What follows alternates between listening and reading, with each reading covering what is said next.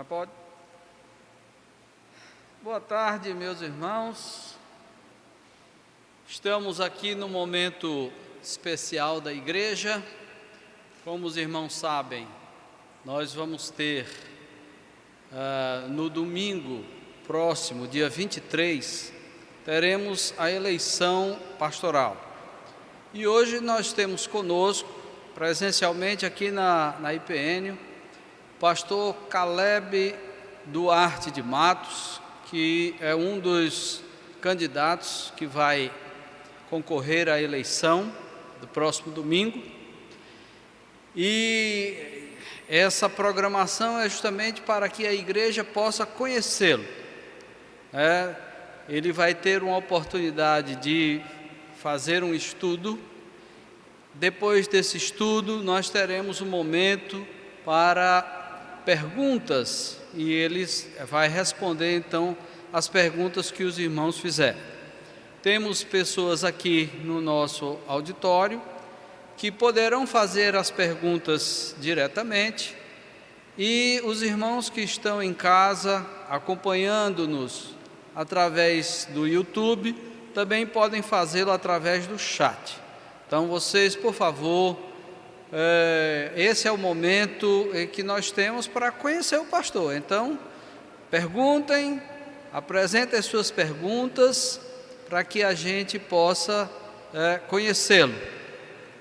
Amanhã, às 9 horas, o pastor Caleb estará conosco na escola dominical. É ele que vai fazer a meditação, aquela parte antes das classes. É ele que vai fazer através do segundo módulo desse estudo que ele vai dar sobre pandemia e soberania. Ok? Então, gostaria de dar início a esse momento com uma oração e em seguida passo a palavra para o nosso irmão, o pastor Caleb, a fim de que ele faça o estudo. E após ele, eu não sei se ele vai fazer agora ou antes de fazer o estudo ou após o estudo, ele se apresentar à igreja e tal. Então, vamos orar.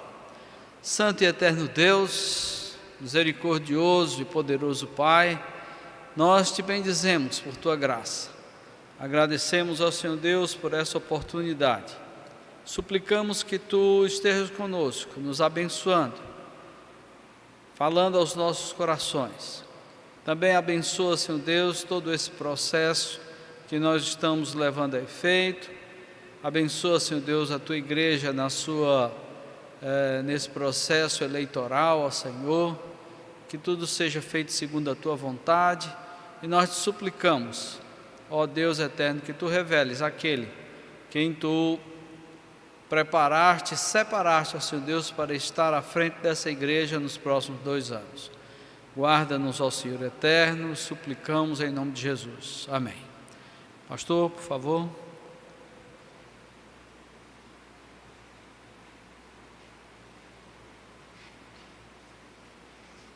Boa tarde a todos, graça e paz a todos que estão nessa tarde aqui conosco. Eu quero já de início agradecer o convite que me foi feito pelo Conselho da Igreja Presbiteriana de Natal para estar aqui com vocês nesse final de semana, e sou grato a Deus também por rever, depois de tantos anos, meu tio, Dr. Humberto, que faz parte da nossa família de sangue, e é um prazer revê-lo.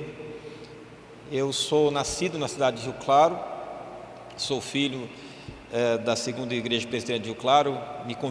Fui convertido lá por Cristo na década de 80, fui aceito como candidato ao ministério pela segunda igreja de Rio Claro e fui ao seminário de Recife fazer o meu curso teológico de 1986 a 89, voltei para Rio Claro, no presbitério de Rio Claro, e lá estou até hoje há 31 anos, de forma que minha vida se desenvolveu lá em termos de pastorado também. Tenho 56 anos, também tenho graduação em pedagogia e estamos aqui para compartilhar com vocês a palavra de Deus nessa tarde e amanhã também pela manhã. E se houverem outras perguntas também, elas poderão ser feitas, no momento apropriado. Queridos, nós vamos tratar nesse primeiro módulo desse tema pandemia e soberania, o módulo 1, e eu escolhi o texto de Gênesis, capítulo 50, dos versos 19 ao 21, que é aquela passagem em que José se reencontra com os irmãos e eles estão com medo, porque eles recordam o que aconteceu, como eles tiveram sentimentos ruins para com José e o venderam aos ismaelitas, e depois percebem que José foi elevado à condição de governador. Eles compram alimento, levam para sua terra, José os abençoa, não os abençoa apenas aqui no final, mas os abençoa durante todo o tempo que eles foram comprando alimento e levando para a sua terra. E esse final, esse encontro deles, de todos eles, é muito emocionante, mas é um encontro que mostra como o medo se dissipa, como o medo se dissolve, por meio de algumas realidades muito claras que são ditas por José. Então nós vamos orar, vamos ler o texto e depois vamos caminhar um pouquinho nesse módulo 1, para que amanhã nós possamos continuá-lo, se Deus assim permitir. Pai querido, nós agradecemos a Ti, porque o Senhor é o nosso Deus em quem nós confiamos, depositamos nossa vida, nossas esperanças, nossa confiança. Louvamos ao Senhor porque reconhecemos que as nossas vidas estão nas Tuas mãos, não quando nós conhecemos a Ti oficialmente, no que nós chamamos de conversão, mas a nossa vida estava nas Tuas mãos quando nós éramos ainda gestados no ventre da nossa mãe. E todos os dias nossos foram sendo contados, registrados, quando nenhum deles havia. E por isso nós somos gratos a Ti. Nós queremos que o Senhor nos ensine a reconhecer a Tua presença e a Tua assinatura nas realidades que acontecem da nossa vida. Por menos que nós entendamos, por menos claras que essas coisas sejam, mas pedimos que o Senhor nos dê a compreensão do Teu Espírito que é o conselheiro, do Teu Espírito que é o acompanhante da nossa vida, daquele que é o instrutor, daquele que nos faz lembrar de tudo que o Senhor tem dito para nós. E nós oramos que assim seja, em nome de Jesus, amém. Queridos, em Gênesis 50, verso 19 a 21, José, porém, respondeu: não tenham medo de mim, por acaso sou Deus para castigá-los? Vocês pretendiam me fazer o mal, mas Deus planejou tudo para o bem, colocou-me neste cargo para que pudesse salvar a vida de muitos. Não tenham medo, continuarei a cuidar de vocês e dos seus filhos. Desse modo, ele os tranquilizou ao tratá-los com bondade. Eu destaco desse texto a declaração de José: vocês pretendiam me fazer mal, mas Deus planejou tudo para o bem. Deus planejou. Queridos, nós cremos e servimos a um Deus que planeja. E Paulo nos lembra que Deus transforma o mal em bem. Mas é porque Deus, antes de qualquer coisa, planeja. E nós costumamos dizer que Deus tem planos, e tem. Mas que os planos de Deus, eles não são feitos de maneira afoita. Eles não são feitos naquele exato momento em que nós estamos passando por aquela situação. Os planos de Deus, eles já estão prontos. Nem eu nem você tínhamos nascido, mas já estavam prontos. E a perspectiva, a certeza que nós podemos ter dentro desse tema, epidemia ou pandemia e soberania, é exatamente isso, a soberania de Deus. Eu me lembro que em fevereiro de 2020, nós estávamos lá com os adolescentes na nossa igreja, no retiro de carnaval. E numa das noites, eu falei a eles sobre medo. E eu dizia que por causa do medo, nós fugimos, nós evitamos a realidade, tal como a realidade é. E um dos meios usados para fazer isso, para evitar a realidade, são as representações. As representações supostamente nos protegem. As representações passam aos outros uma imagem que talvez não revele tanto nossas sombras e as nossas imperfeições. A representação é uma máscara. A máscara era usada originalmente no teatro grego, herdeira dos festivais antigos a Dionísio. As máscaras permitiam destacar as expressões humanas dos personagens, já que o público ficava longe dos atores. E para que os atores pudessem expressar o que o ato da peça mostrava, os sentimentos, eles usavam e trocavam de máscara, cada uma representando uma emoção o tempo todo. Portanto, o ator revelava um rosto que correspondia ao sentimento que ele estava naquele instante representando. Então eu lembrei aos adolescentes que Deus, o nosso Deus, nos ama exatamente porque sabe quem somos e já nos conhecia antes de nós fazermos o bem e o mal. E por saber quem somos, Ele nos convida a lançarmos fora da nossa vida as máscaras do medo, para que possamos abraçar a vida e os projetos que Ele tem para nós. Então, durante a ministração, no começo dela, eu pedi e comprei e distribuí uma máscara para cada um deles.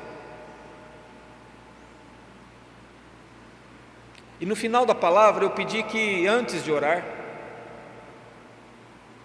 quem desejasse entregar seus medos a Deus, jogasse fora aquele artefato. Mal sabia eu que exatamente um mês depois no Brasil e no mundo, todos nós teríamos que usar máscaras o tempo inteiro. A máscara hoje é um artefato, mas é indispensável na pandemia, como barreira sanitária ao vírus. Só que na vida, a máscara continua ocupando um espaço quando ela oculta na nossa mente as verdades que nós já sabemos há tanto tempo, mas que tantas vezes o medo oculta, esconde. E certamente você lembra de quantas perguntas já foram feitas a respeito desse assunto. Será que esse vírus foi intencionalmente produzido? Existe atrás dessa pandemia a chamada nova ordem mundial? Nós estamos próximos mesmo do fim? O anticristo já está no meio de nós? Essas e outras perguntas as pessoas andam fazendo há mais de um ano. Mas diante de uma situação como essa, de um vírus ainda estudado, eu acho que nós vivemos uma época, um tempo semelhante ao que escreveu Luiz Fernando Veríssimo. Quando a gente acha que tem todas as respostas, vem a vida e muda todas as perguntas. E o que sobra? Queridos, para nós sobra, não no sentido de resto, mas para nós existe a compreensão a certeza e a convicção que as máscaras do medo tentam encobrir, mas que o nosso Deus sabe muito bem o que está acontecendo, como controlar essas coisas e que fim dar a tudo isso, e qual é a finalidade objetival que Ele tem. Então, ao tratar desse tema pandemia e soberania, eu quero lembrar a vocês nesta tarde qual é o conceito que a teologia bíblica tem sobre o sentido da história e os acontecimentos da história. Vamos recordar alguns eventos históricos que já foram produtores do medo. Primeira Guerra Mundial, Segunda Guerra Mundial, Holocausto. É claro que eu estou fazendo um resumo muito curto. Primeira Guerra Árabe-Israelense, 1948 e 49, como resultado da criação do Estado de Israel.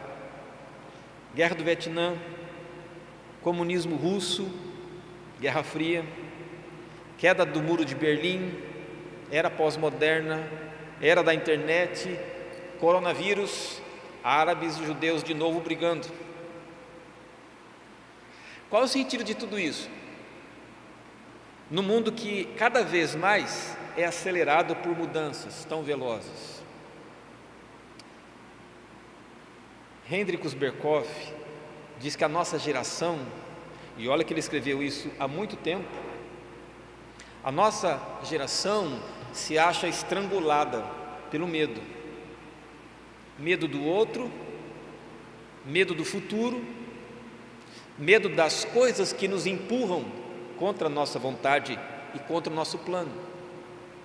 Então nós pedimos um esclarecimento, nós queremos saber qual é o sentido de tudo isso. Qual é o meu papel nesta situação, nessa história? Onde tudo isso vai chegar? No entanto, queridos, a busca por um sentido, explicação da história e dos seus eventos, não é privilégio do século XXI. Zygmunt Bauman, no século XVI, dizia que no século XVI, aliás, quando surgiu a Era Moderna, quando ela estava nascendo, tudo se resumia em quatro palavras francesas: par toujours, par partout, medo sempre, em toda parte. De modo que o medo humano é alguma coisa tão antiga quanto a própria história. Só que o diagnóstico de Berkhoff não se aplicava apenas ao mundo. Ele dizia também que a Igreja de Cristo, ela foi espiritualmente incapaz de fazer frente às rápidas mudanças que aconteciam. Por quê? Porque a igreja não foi capaz de enxergar a história sob a perspectiva do reino de Cristo. E ele diz que a tendência da igreja é avaliar os acontecimentos, analisar os acontecimentos, dar resposta aos acontecimentos com base em parâmetros exclusivamente seculares. Nós tendemos a responder às questões da mesma forma que o mundo responde. E aí nós permanecemos abalados pelo medo e tentamos nos livrar dele da mesma forma que a sociedade secular tenta. Portanto, para compreender a ligação entre pandemia e soberania, nós temos que primeiro analisar os dois pontos de vista não cristãos sobre a história. O primeiro é o pensamento grego, o segundo é o existencialismo ateu. Como é que os gregos pensavam? Os gregos tinham uma visão cíclica da história. Para eles as coisas aconteciam em ciclos repetidos. Então, o que aconteceu hoje é apenas repetição do que veio ontem. O que acontecerá amanhã é apenas repetição do que aconteceu hoje. Diante disso, não há nenhuma possibilidade de intervenção, alteração, mudança. Tudo é como é. tudo será como sempre foi. Nada muda. Não existe significado histórico. A história não está caminhando para um objetivo, nem a sua, nem a história da humanidade. Não caminha para um propósito, não caminha para uma meta. Para os gregos, portanto, a história é repetição de si mesma. Então o tempo e os acontecimentos da vida eram só ideais imaginários, utopias apenas. Para os gregos, e por isso os gregos criaram o teatro, para os gregos nós somos atores. Nós estamos aqui representando uma peça chamada vida. Só que no final, nós não sabemos se vamos receber vaias ou aplausos. E aí vem o pensamento de Oscar Cullmann, que diz o seguinte: o pensamento grego entende o tempo não como uma linha que avança do começo ao fim, e sim como um círculo que prende o homem. O homem está preso, enredado nesse círculo, e que isso para ele é um aprisionamento e é uma maldição. Kuhlman dizia que o homem é como aquele ratinho que corre na roda, que nunca para de girar. E qual é o sentido de correr em cima da roda que não para de girar? Nenhum. É continuar correndo. Por isso que a ideia da redenção para os gregos era impossível. Deus intervir na história e se encarnar no mundo humano era impossível, era impensável. A história não pode ser rompida, mudada, alterada. Não há esperança, não há resposta, não há livramento dessa condicional do tempo. Por isso que os gregos diziam soma sema. O corpo é a prisão da alma. Esse é o primeiro vértice da interpretação não cristã sobre a história. Portanto, o nosso mundo tem essa mentalidade de que as coisas não têm sentido mesmo. Nós estamos caminhando para nada. O segundo vértice da ideia da falta de sentido na história e da interpretação da história como algo que Deus não interfere é o existencialismo. E eu vou falar aqui apenas do ponto de vista de aspectos que tangenciam com a teologia, porque falar de existencialismo levaria muito tempo. Mas apenas nesse ponto daquilo que tem a ver com a teologia, o existencialismo. Para o existencialismo, Deus criou o ser humano com liberdade, e por criar o ser humano com liberdade não interfere. Criou o homem, criou a humanidade e disse: agora é com vocês, não me procurem, a responsabilidade é sua, e os efeitos da escolha da liberdade e a consequência também é sua. Nada salva o homem, portanto, dele mesmo. O homem está entregue a si próprio. Um terceiro ponto: o que nós somos hoje não é predeterminado por Deus. Então aquilo que Davi escreveu no teu livro todos os meus dias foram escritos? Não. Para o existencialista, não. Os acontecimentos, eles não têm uma razão, não têm uma finalidade. Para o existencialista, tudo que acontece é resultado da tua escolha, só. É dizer, você está colhendo o que você plantou. É claro que isso é verdade, Paulo diz isto, mas não é só isso. Porque se nós ficássemos limitados apenas a essa questão, você está colhendo o que plantou, onde ficaria a salvação e o perdão?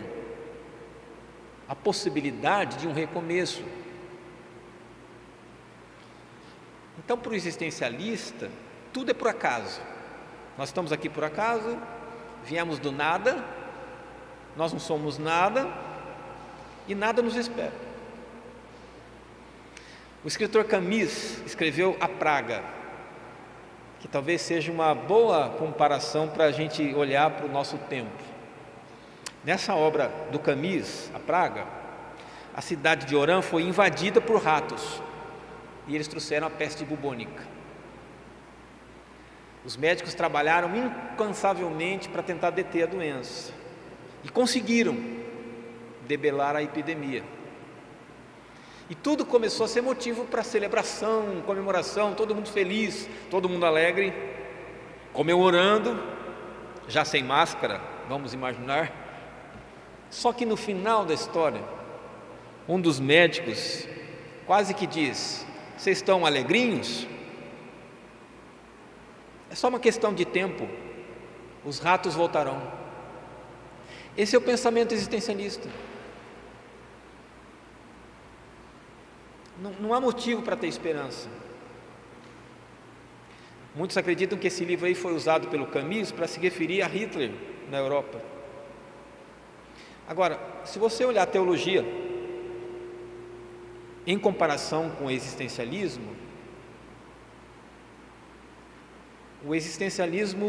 elimina a ideia da salvação, porque a salvação ela altera por completo uma pessoa. E Paulo lembra para nós: o Evangelho é o poder de Deus para a salvação de todo aquele que crê. E se alguém está em Cristo, é uma nova criação, as coisas velhas já passaram e tudo se fez novo. É claro, queridos, que a fé cristã ela não nega a responsabilidade individual, só que a fé cristã enxerga na história alguma coisa maior que a própria vida. Há algo na história que não é da história, mas está na história, que se chama graça de Deus. Você se lembra da palavra de Paulo, quando ele fala sobre a ressurreição? 1 Coríntios 15, ele diz: se nós proclamamos que Cristo ressuscitou dos mortos, então por que alguns de vocês negam haver ressurreição de mortos? Porque se não existe ressurreição de mortos, Cristo não ressuscitou. E se Cristo não ressuscitou, a nossa pregação é inútil, a fé de vocês também é inútil. Então estamos todos mentindo a respeito de Deus, porque dizemos que Ele ressuscitou a Cristo. Mas se não existe ressurreição de mortos, isso não pode ser verdade. E se não existe ressurreição de mortos, então Cristo não ressuscitou.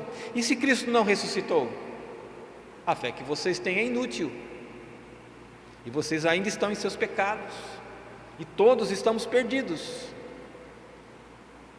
Mas Paulo diz: de fato Cristo ressuscitou, e Ele é as primícias dos que dormem. E mais, se a nossa esperança em Cristo vale apenas para esta vida, nós somos os mais dignos de pena em todo o mundo. Percebeu? A vida em Cristo, queridos, ela não é só para essa vida, e ela não traz apenas respostas para esta vida, mas ela revela na vida algo maior que a vida, que é a própria ação de Cristo diariamente operando em nós. Portanto, Deus está desenvolvendo o seu plano na história. Algumas pessoas podem se rebelar contra Deus, podem tentar frustrar os seus planos, outros farão a vontade dele, mas em ambos os casos, Deus permanece no controle. Você se lembra de Jó? O que é que disse Jó no final do capítulo do seu livro? Ele disse: eu sei que podes fazer todas as coisas, nenhum dos teus planos é frustrado. Nenhum. Então, já que nós examinamos aqui os dois pontos de vista de tentativa de explicação da história, que são pontos de vista não cristãos, Qual é o ponto de vista cristão e o que o ponto de vista cristão diz sobre a história? A primeira afirmativa, a primeira leitura da história do ponto de vista da teologia é que a história é o cenário onde Deus está cumprindo os seus planos. João, no seu Evangelho, fala sobre a encarnação de Cristo. E ele diz que a encarnação de Cristo promoveu a união entre céu e terra. A união entre o que nós chamamos de história secular e história sagrada. A união entre aquilo que nós chamamos de espiritual ou não espiritual.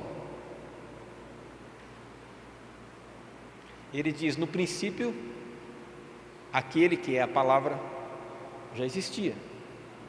A palavra estava com Deus e a palavra era Deus. Ele existia no princípio com Deus e por meio dele Deus criou todas as coisas e sem ele nada foi feito. A palavra se tornou ser humano, carne e osso, e habitou entre nós, era cheio de graça e de verdade, e vimos a glória do Pai. Então, queridos, na encarnação de Cristo, já que nós estamos tratando de pandemia e soberania, a encarnação de Cristo lembra para nós que não existe diferença entre vida espiritual, vida cotidiana, entre fé e acontecimentos, entre culto e profissão. Não existe separação. É um todo, invadido, permeado por Cristo. Uma certa vez, um sapateiro, muito crente, dedicado a Deus, querendo servir a Deus e querendo aprender como servir a Deus e o que fazer para servir Deus, chegou para Lutero e disse para ele: o que é que eu posso fazer para servir a Deus? Como eu posso servir melhor o meu Deus? O sapateiro perguntou. Lutero disse: faça um excelente sapato de qualidade e venda por preço justo. Parece uma resposta estranha, né? Por que Lutero não disse: se torne pastor, missionário, vá pregar ali na praça? Não, Lutero disse: pega a tua vida, toda ela, o que você faz e é, use para Ele e faça excelente para Ele. Essa é a realidade, queridos, sobre a soberania. Alguém disse: não há nenhum espaço no mundo, nenhum espaço no universo onde Cristo não venha dizer: isto é meu, isso é meu. Por isso que Paulo lembra para nós, não é? Tudo quanto vocês fizerem, façam tudo para a glória de Deus. O George Led, ele diz que os acontecimentos da vida, eles não são autoexplicáveis. Os acontecimentos da vida precisam da hermenêutica da palavra. A gente só entende o que acontece à luz da Bíblia, à luz do que Deus diz para nós, porque a Bíblia, ao mesmo tempo, é o registro dos acontecimentos históricos, a interpretação desses acontecimentos, o sentido que o Senhor Deus traz para cada coisa. Significa, portanto, que a palavra de Deus pode nos ajudar a interpretar o que acontece e a dar sentido àquilo que acontece, do ponto de vista do que Deus já vem fazendo na história há muito tempo. Portanto, a história é uma revelação de Deus, assim como a Bíblia. Nós vamos percebendo a presença dele, mesmo quando nem tínhamos conhecimento disso. Eu quero destacar para você o que Davi diz naquele famoso texto que nós conhecemos, que é o Salmo 139. Eu vou ler e vou destacar algumas coisinhas aqui para você. Tu formaste o meu interior, me teceste no ventre da minha mãe. Eu te agradeço por me teres feito de modo tão extraordinário. As tuas obras são maravilhosas. Eu sei disso.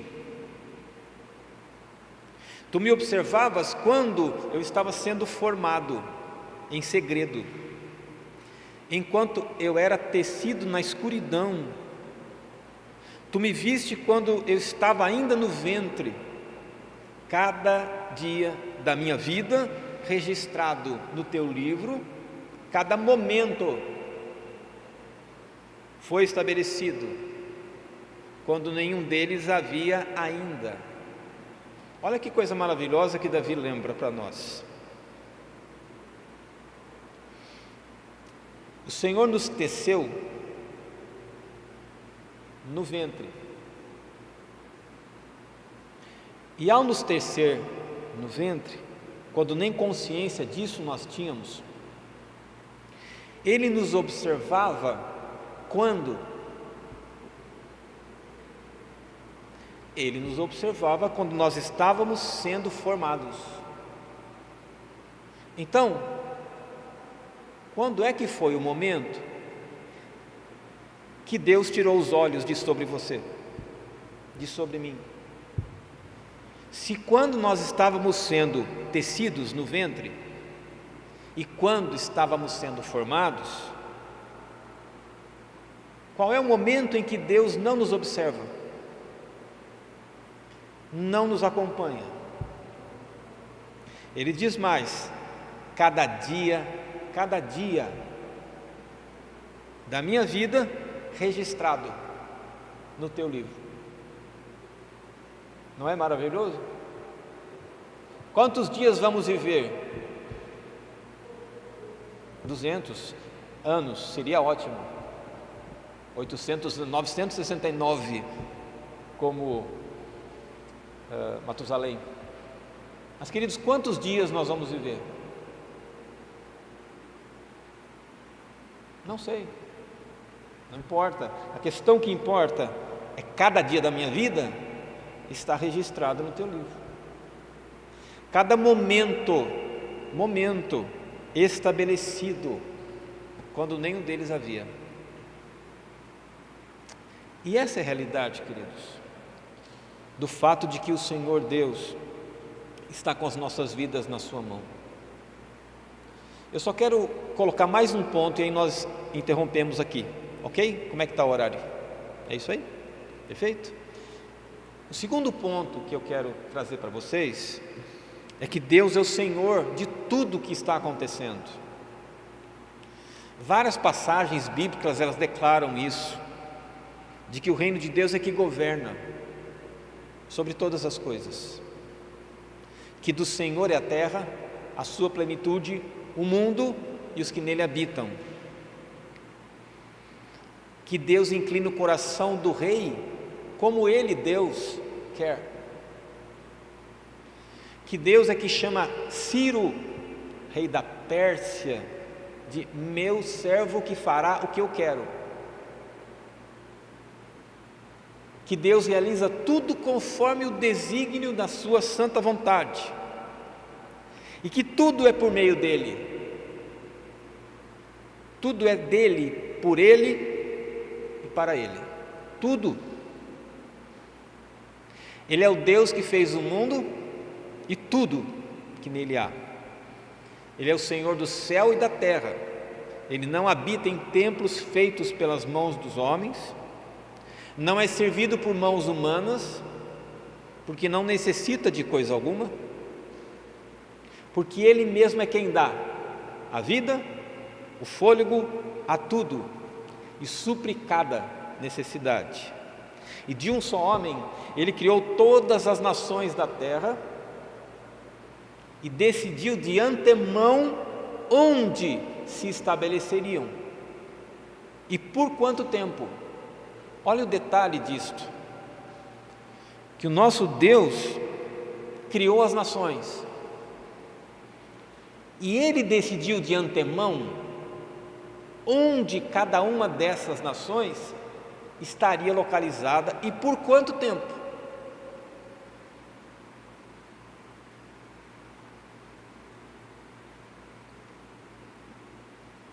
Porque você nasceu no Brasil?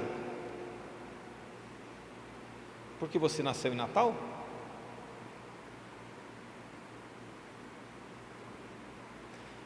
Nós vamos percebendo, queridos, em muitas outras, é claro que é um exemplo simples, mas em muitas coisas, como existe esse fator antemão. Antemão. Deus disse a Noé depois do dilúvio: enquanto durar a terra. Enquanto durar a terra, haverá plantio e colheita, frio, calor, verão e inverno, dia e noite, enquanto durar a terra. É claro que ser Deus soberano não implica dizer que Ele manipule pessoas. A liberdade de decisão é preservada e também a responsabilidade pela decisão. Mas o fato, queridos, é que Deus invalida os atos maus dos homens, os atos maus, para que esses atos que são maus, mesmo assim, sirvam ao seu propósito. Vou te dar alguns exemplos. Irmãos de José, o que fizeram a José foram atos maus? Foram. E mesmo sendo atos maus, Deus pegou esses atos ou essa conjuntura de realidades de atos maus e invalidou os atos maus e usou isso para o seu plano. Faraó, primeira praga, não deixo sair. Segunda praga, não deixo. Terceira, quarta, quinta, sexta, sétima, oitava, nona, décima. E cada vez que se negava, mais endurecia. E cada vez que mais endurecia, mais oprimia. Mesmo assim, Deus invalidou os atos de Faraó e usou isso para o seu plano. Nabucodonosor, Judas, Pilatos. Eu acho tremendo a palavra de Pilatos e a resposta de Jesus. Se você quiser, eu tenho poder para te soltar. Jesus diz para Pilatos: nenhum poder você tem sobre mim, senão aquele que do céu te foi dado. Em outras palavras, Pilatos, você só está cumprindo a vontade do meu Pai. Você não tem poder. As prisões de Paulo, como veremos amanhã à noite, o que ele diz sobre suas prisões e sobre suas circunstâncias. Depois os apóstolos, quando são perseguidos na igreja, no início dela, Atos 4, 27 e 28, eles estão orando a Deus no meio da perseguição. E sabe o que eles dizem? Olhando a perseguição, as mortes, o sofrimento, as perdas, a restrição da liberdade, sabe o que eles dizem? De fato, isso aconteceu aqui, nesta cidade, pois Herodes Antipas o governador Pôncio Pilatos, os gentios e o povo de Israel se uniram contra Jesus, teu santo servo, a quem ungiste. Só que o texto não para aqui. Ele continua: tudo que fizeram, porém,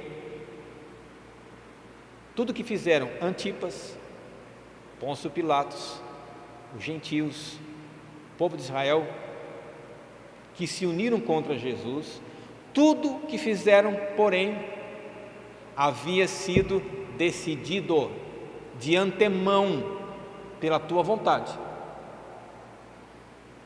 E agora, Senhor, ouve as ameaças dele e concede a nós, teus servos, coragem para anunciar a tua palavra. Isso é interpretar a realidade acontecida à luz da soberania. É dizer: Senhor, tudo que está acontecendo aqui, que eu não entendo e que causa prejuízos, tudo isso aí já tinha sido decidido pela tua vontade de antemão. Então nos dá coragem. Percebeu? Isso aconteceu aqui nessa cidade, significa Deus atua sempre, queridos, no tempo e no espaço. Porque isso aconteceu aqui, eles dizem, nessa cidade. Deus atuando no tempo e no espaço. Segunda coisa, Herodes Antipas, Pôncio Pilatos, os gentios, o povo de Israel se uniram contra Jesus. Só que Deus usa quem Ele quer para cumprir os propósitos dEle. Ou você acha que Antipas, Pôncio Pilatos, gentios e povo de Israel fizeram o que fizeram porque eles não estavam de alguma forma fazendo o que Deus queria, sem saber? Terceiro, tudo que fizeram, porém, havia sido decidido de antemão pela tua vontade. Portanto, os acontecimentos são sempre manifestação de alguma coisa maior que está em andamento. Sendo muito prático, queridos, se você está dentro do poço, não fique perguntando: por que Deus, o Senhor me jogou e permitiu que eu fosse jogado dentro do poço?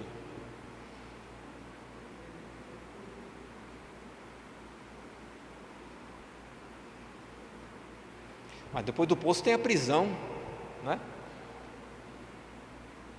Depois do poço tem a prisão. E depois da prisão? Tem o palácio. É dessa forma que nós temos que olhar para aquilo que nos acontece e não acreditar que o poço é o final. Não é. Então nós precisamos aplicar a soberania de Deus em tudo que nos acontece. Eu vou concluir. Lá no Evangelho de Marcos, diz assim: certo dia, Jesus veio de Nazaré e João o batizou no Jordão. Enquanto ele saía da água, ele viu o céu se abrir e o Espírito descer sobre ele como pomba. Uma voz do céu disse: você é o meu filho amado, que me dá grande alegria. Em seguida, o Espírito conduziu Jesus ao deserto, onde ele foi tentado por Satanás por 40 dias. Estava Jesus entre os animais selvagens, mas anjos o serviam.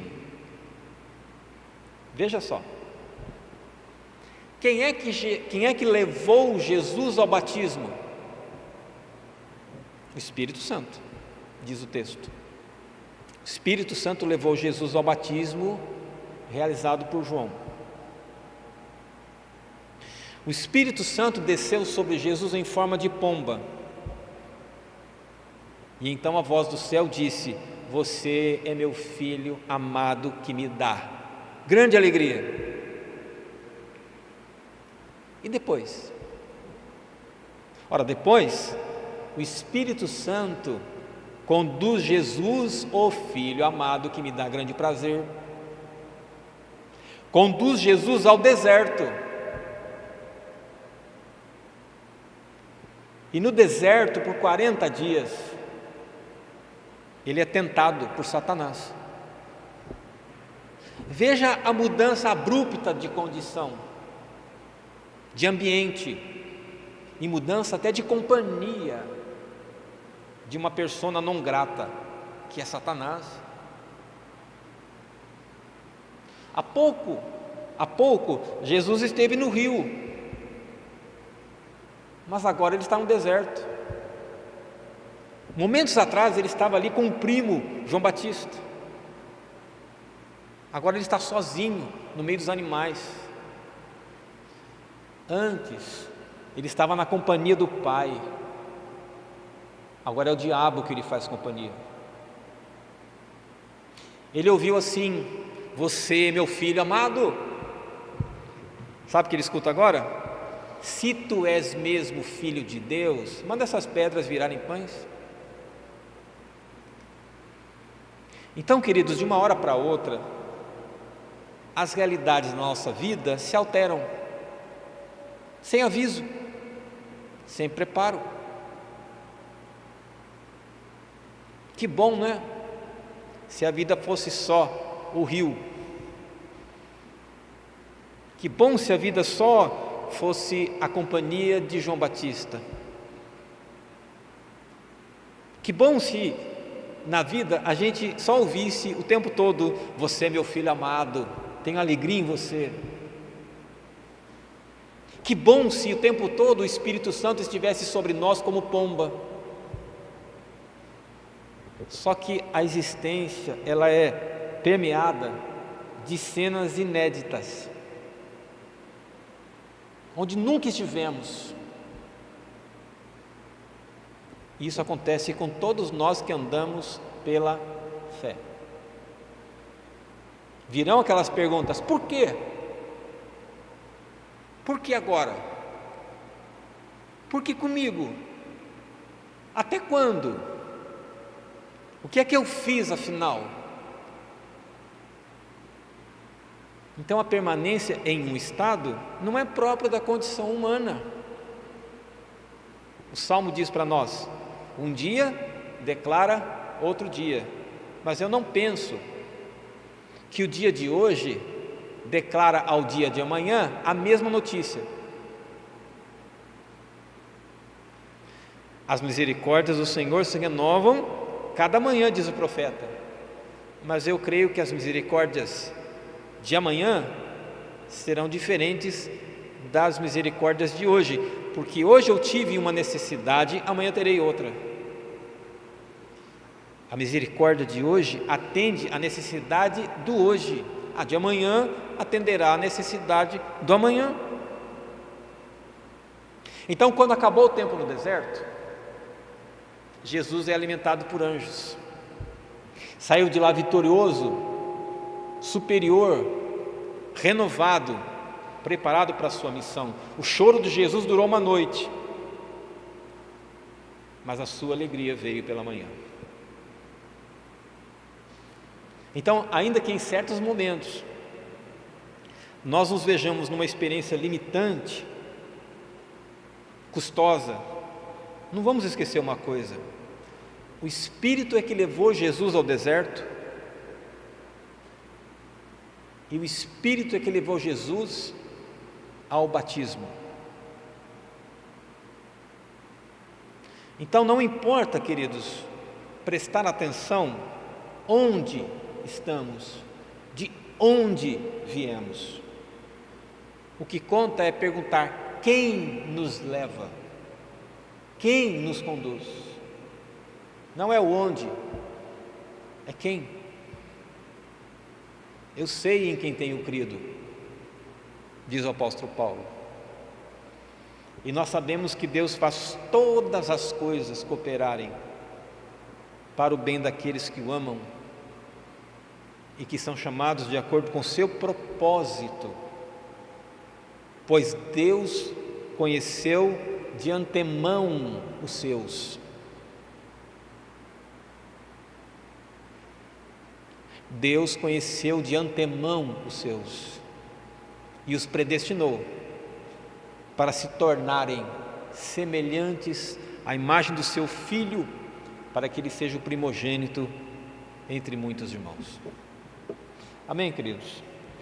Que Deus nos abençoe para que nós possamos lembrar essas coisas e para que as máscaras que são criadas pelo medo sejam removidas, para que nós saibamos de fato que o nosso Deus está atuando na nossa vida antes de nós termos consciência para saber agir e antes de termos ciência do que nos aconteceria. E que em nome de Jesus o nosso coração descanse nesse Deus que sabe de antemão todas as coisas sobre nós, e não importa o onde, mas importa quem. Vamos orar? Pai querido, obrigado, porque o Senhor é a base fundamental da nossa vida, porque podemos olhar e interpretar a vida não como tantos interpretam, como algo sem sentido, desconexo, por acaso, mas nós sabemos que o Senhor invadiu a história na encarnação, e o Senhor mesmo disse para os discípulos: o reino de Deus não virá com visível aparência, não dirão ei-lo aqui ou ali, porque o reino de Deus já está entre vós, já está.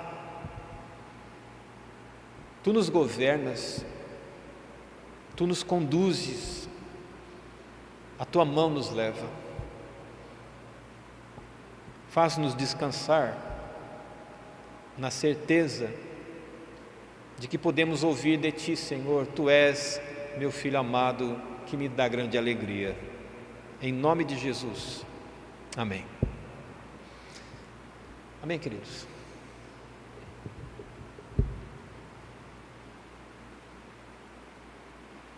A sua participação.